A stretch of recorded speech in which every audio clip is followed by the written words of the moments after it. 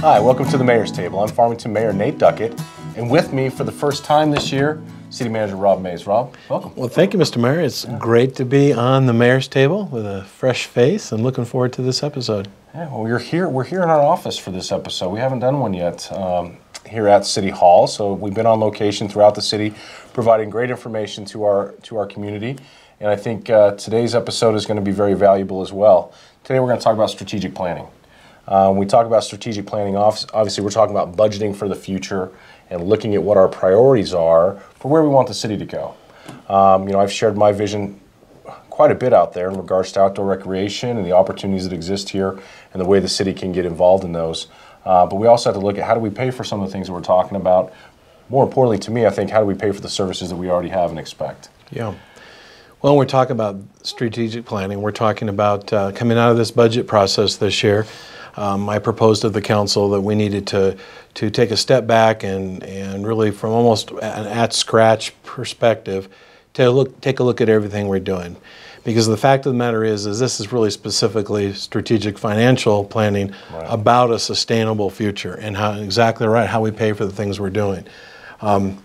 We have been through now nearly 10 years of challenging financial times. And a lot of things are starting to catch up with us. And while we are healthy as an organization, but just under the water level, there are some things that are emerging and catching up with us that we need to address head on as an organization because we need to be healthy going into the future, particularly with some of the unknowns that are ahead of us. I think that's really a valid point. For the last 10 years, we dealt with a big drop in 2009.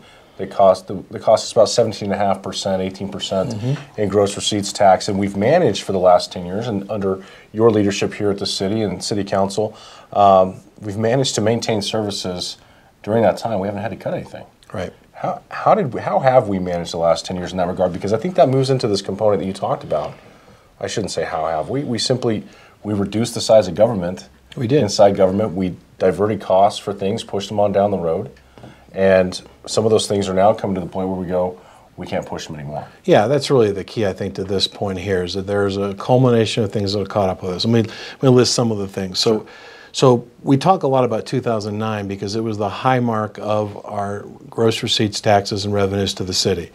And ever since then, as you mentioned, today as we sit here, our tax rate is 14% below what it was in 2009. And that's critical. That's with inflation, correct? No, that's the actual amount. 14%. That is the tax. That is the tax base. Gotcha. Yes, and so there are other things that have caught up that exasperate that, like inflation. And I'll mention that in a minute. But the reason that's significant, you've got to go back to our service level.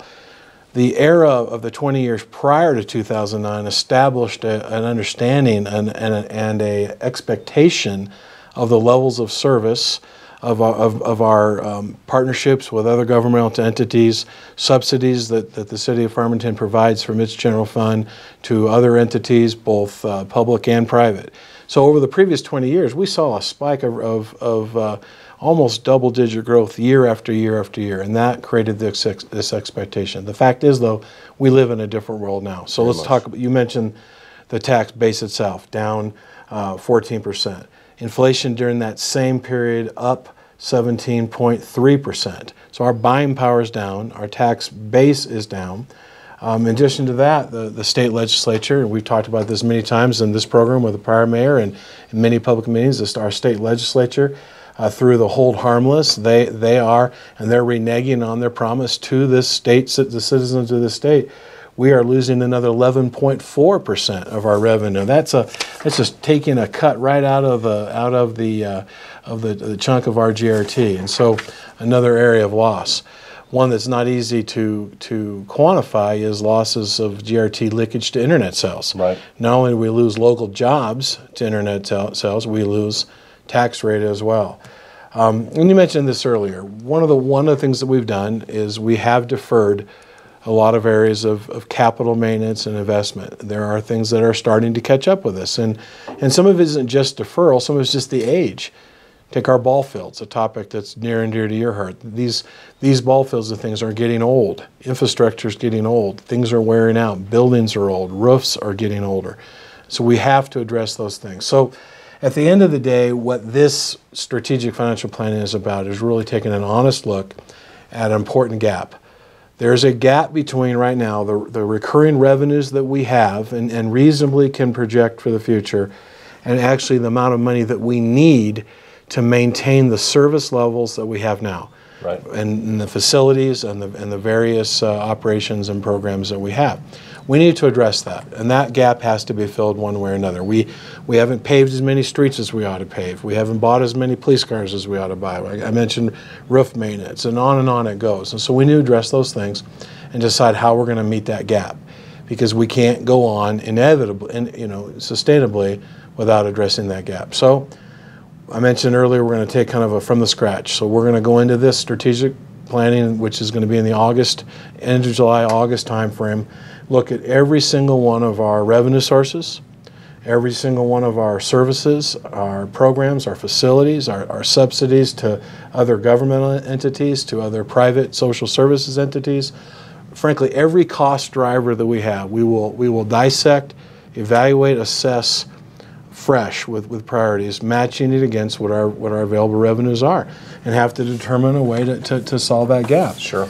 And at the end of the day, it's going to boil down to either reducing services or expenditures by curtailing services to some level, or subsidies to some level or another, or a revenue enhancement opportunities that may be there, or most likely some combination of both. But the key is we have to put ourselves in a strong, sustainable place where our recurring revenues on a reasonable projection for the future match up to the expenses that we really do need to maintain the expectations that we've created. And those expectations, as I said, were created in a pre-2009 world when JRT was doing this, when in fact JRT is doing this now. So that's really in a nutshell what this is all about. So it's a holistic approach that council's really going to have to sit back and look at.